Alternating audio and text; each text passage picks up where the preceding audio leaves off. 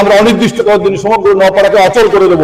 নওপাড়ায় গত বুধবার সন্ধ্যায় বিশিষ্ট ব্যবসায়ী আনিসুর রহমানকে নৃশংসভাবে কুপিয়ে হত্যা করে। এ ঘটনায় অদ্যাবধি মূল আসামি ধরাছোঁয়ার বাইরে থাকায় ক্রমান্বয়ে পুলিশ প্রশাসনের প্রতি আস্থার সংকট সৃষ্টি, জনমনে ধোঁয়াশা, পাশাপাশি শিল্প শহর নওপাড়ায় ব্যবসা বাণিজ্যে স্থবির অবস্থা বিরাজ করায় শিল্প শহর নওপাড়ায় আজ রাতে সকল ব্যবসায়ী, শ্রমিক সংগঠন, সাংবাদিক মহল সহ সুধীজনেরা এক বিশেষ আলোচনা সভায় বসেন। এ সময় নেতৃবৃন্দগণ হত্যাকারীকে গ্রেপ্তার সহ শিল্প শহর নওপাড়া রক্ষায় বিভিন্ন পদক্ষেপ গ্রহণমূলক বক্তব্যে বলেন, আমাদের গিরিবির ভিতরে আমরা আজকে 24 ঘন্টার ভিতরে ধরে ফেলবো, এ করবো তা করবো, কিন্তু ওসি কিছু করতেছে না। ওসিরে রিং করলে ওসি বলতেছে আমি অসুস্থ। আপনারা শুধু নওপাড়া বন্ধ করার কথা বলছেন কেন বারবার? এবারে আপনার সিদ্ধান্ত সভাপতি অধীন ছিলেন বিভাগ বন্ধ করে দেবেন, কিভাবে সেই ব্যবস্থা করে দেবো আপনারা এটা বলেন। আমরা পারি কিনা আপনারা দেখেন, আপনারা আমাদের সাথে থাকেন। পুলিশ কর্মকর্তা আমাদের বললো যে আমাদের হাতের ভিতরে আছে, আপনারা একটু সময় দেন আমাদের।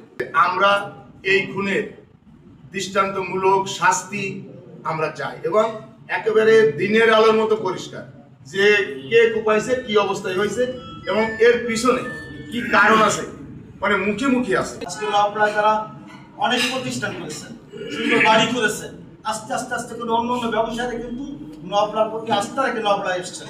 ব্যবসায়ীরা নিরাপত্তাহীনতায় ভুগতেছেন।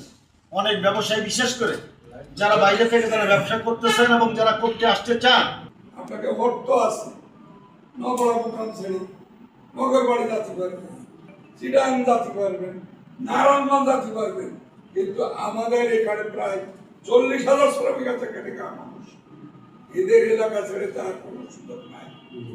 এরা কি করে খাবে? এই 200 পরিবার তার উপরে কাজ করে। আজকে তার যারা কর্মচারী আছে, আমি গেলে সবাই হাওয়া করে কাজ করছে। আমরা কি করবো? আজকের সাধারণ মানুষকে বাঁচানোর জন্য, জনগণকে বাঁচানোর জন্য, এই নওপাড়া বাজারে বাঁচানোর জন্য, ব্যবসায়কে বাঁচানো, আপনারা শক্ত হাতে গ্রহণ করেন। তাহলে ইনশাল্লাহ দেখেন এই সব কিছু, এই মৃত্যু করে আর কোনো মৃত্যু করে এইটুকু আমি বললাম। আর কোনো সরকারের সেই কাজ করবো না।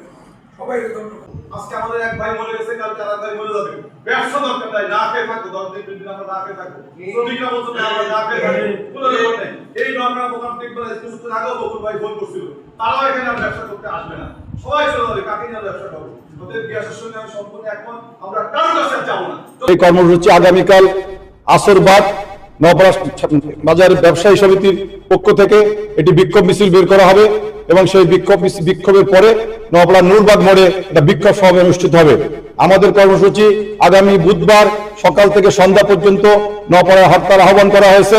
এখানে কোনো দোকানপাট খুলবে না, কোনো গাড়ি ঘোড়া চলবে না, শুধুমাত্র যেগুলো কাঁচামাল, মাছ বাজার এগুলো আছে, পরীক্ষার্থী, অ্যাম্বুলেন্স, হাসপাতাল এগুলো খোলা থাকবে।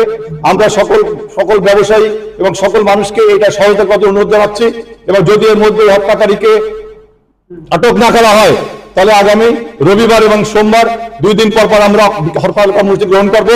তারপর যদি না হয় তাহলে আমরা অনির্দিষ্টকালের জন্য সমগ্র নওপাড়াকে অচল করে দেবো এবং এভাবে আপনাদের